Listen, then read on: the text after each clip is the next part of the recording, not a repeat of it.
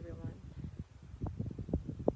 As you can see, perhaps, I am in the Northwest. Like, honestly, where I am right now is such a vibe. It's very different. And I just sat down, so I'm literally settling in. I'm gonna take some breaths to feel into this, because it's a lot different than where I just spent all that time. And I've been acclimating to the smoggy air and all sorts of different vibrations. I am at a higher elevation right now,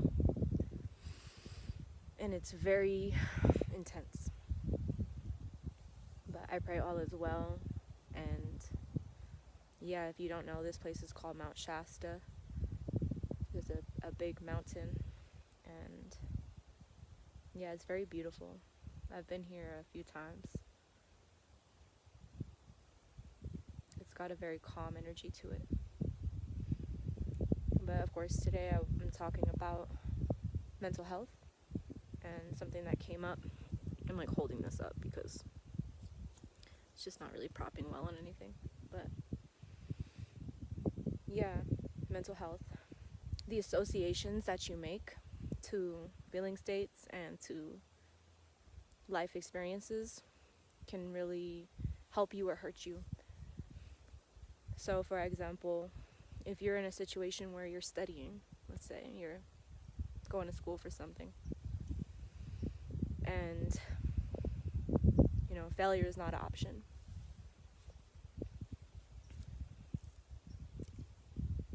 but it's really hard work and it's not easy for you, or you experience grief or frustration, whatever emotion you experience, training your mind, being mindful of what feeling state you're associating to the action that you must take. So maybe the action that you must take is homework. You can be very creative with this, so it's really cool when you add creativity into the process, because there is no limit to the creative energy that you can put into this. I'm going to be very brief today because I feel like this is a brief message. You can be locked into feelings of despair when you have to go and do homework, we'll say, or feelings of anxiety, like maybe things are piling up, right? And you have a million other things to do. That is your moment to regain control, to recognize where the feeling states that you're associating to the necessary action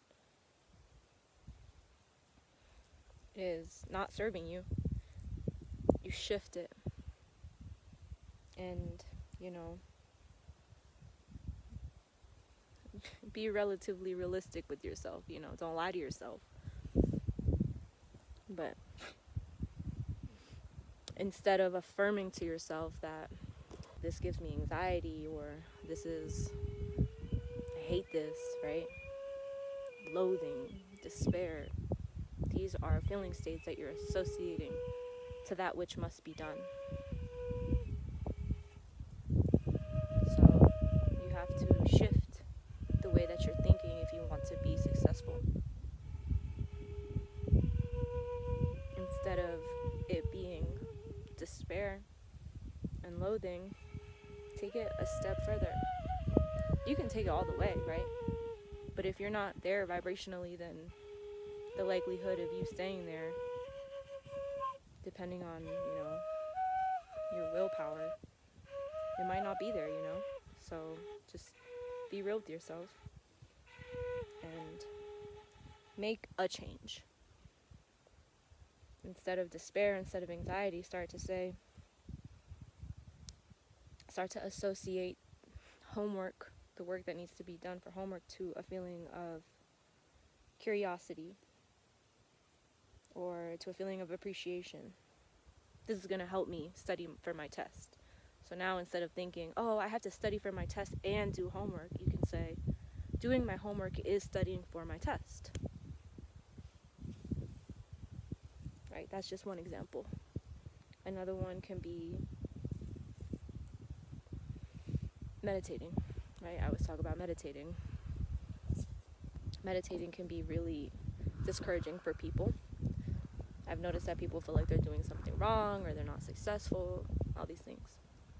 Or, it's kind of this feeling like, oh, I have to or I should. And then there's a resistance because of some underlying negative association that you're making towards that action.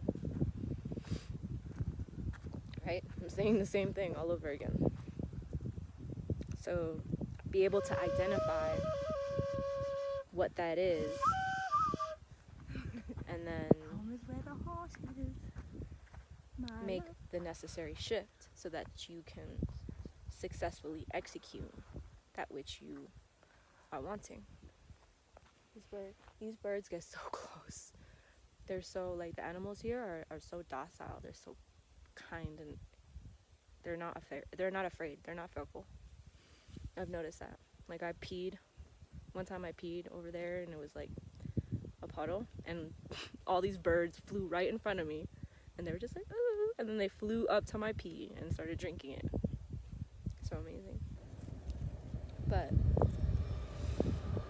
yeah, be mindful of that association that you're making, or those definitions that you're having, because it could be so detrimental to think so negatively about things that oftentimes you sought out to do. And it's one thing to be able to discern if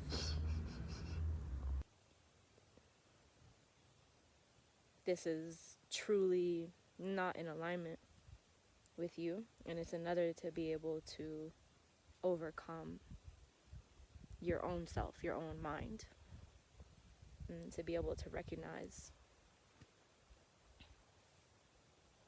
or differentiate between the two, or the three or the four, I don't know, but in this case I'm just speaking generally. Yeah, that is all, my friends. I hope you liked the view. I appreciate you all very much. Beautifully blessed existence.